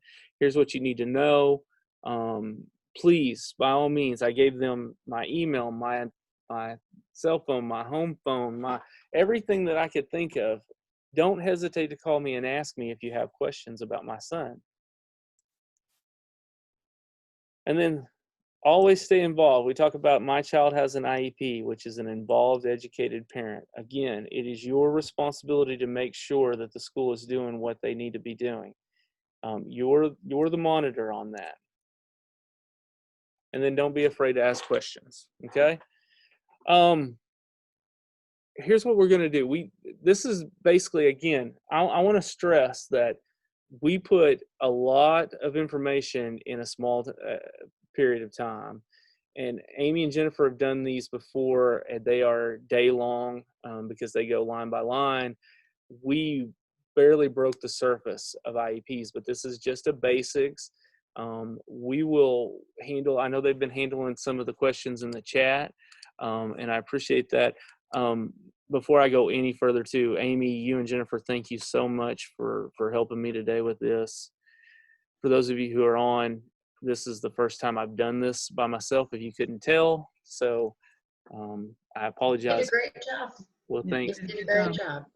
What we're going to do is we're going to do a poll, because again, we're going to throw a poll up, and we hope that you guys will please do this. And then we're going to do questions. Okay. So I'm going to set this up on the screen here. And if you guys would quickly just take this, it's only 4 questions. It helps us with our grant, and we'll put this up here for, I don't know, about 2 minutes. And while we do that, we're also going to open up to questions. So if you guys want to, you can you, I guess you can unmute yourself. So what kind of questions do you have? Let's see. Let's go through some of this real quick. We'll be able to get a guide or the PowerPoints. Yes, I can get you the PowerPoints. Huh? Oh, Terry's working on that. So she said she's going to get that to you guys. How do we get a copy of the recording training? I will probably edit it down and put it on our website or probably on our YouTube page. We have a Pervasive Parenting Center YouTube. So, okay, give it a few more minutes, about another minute here. We don't have any questions. Nobody else. You guys don't hesitate to unmute and ask us questions. Right now you have Amy and Jennifer. They're experts on this. So We always have questions of each other too. yeah. I don't remember this. What page is that on? Yeah. Yeah. It's a lot to remember. Yeah, but we're happy to help. This is, I have to say that I think anybody who works in this environment and this, it's definitely a passion. Yeah. You know, it fills my heart. And I hope that you feel comfortable to contact us in any way, shape, or form. I'll put my email in the chat box too. Okay, I'm going to go ahead and end this poll. And for everybody, I'm going to share that. So, ladies, I'm going to write this down too. But if you guys, I'll email it to you. But Terry, can you do that? Okay. So, but yeah, absolutely. We appreciate everybody being on here. If you guys don't have any other questions, I think we're pretty good. Oh, I did put in rightslaw.com on the chat, so you guys could go there and see what they have. Brenda, thank you. I see you've learned a lot from the information. We're happy to do this. If you ever have any other questions too, let me move on to the next. Let me get this information down for our 10 to, will this move to the next? Yeah. I'm going to move this over here. So all of our information, you can get me at ktony@pervasiveparentingcenter.org. Ladies, I didn't put yours up there just because I didn't think about it at the last minute. If you guys want to put your email in the chat, and that way they've got that real quick, or you guys can contact us and we can get you their email as well. That's not a problem. Learned some great information. Okay, let's see. And then I've got, sorry, I'm writing down this real quick so we've got it.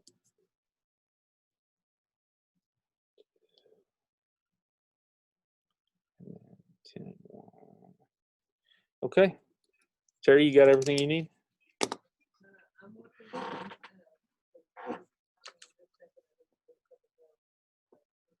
Okay. All right. Well, you got the poll though. Okay, I'm going to turn that off. No more questions? All right. Well, we are done. Amy, Jennifer, thank you so much. You're welcome. Thank you. Appreciate it. It's our pleasure. I'm going to stick around on here for a couple more minutes because Terry needs to get some stuff off of the chat, and then we'll shut this down. So thank you guys. Thank you. Bye-bye.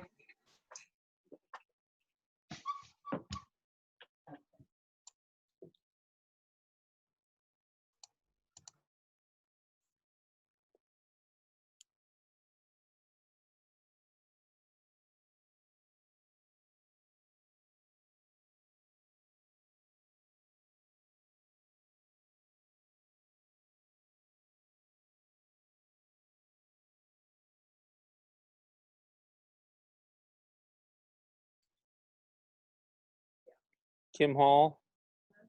Kim Hall, can you hear me? She says she's still on there.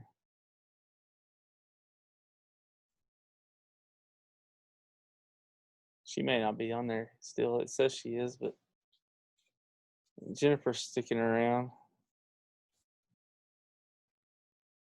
Oh, she's off now.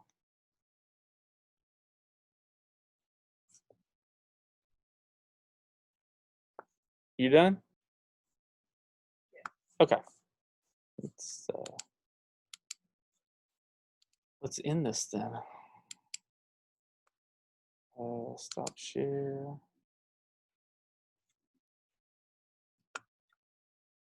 Stop.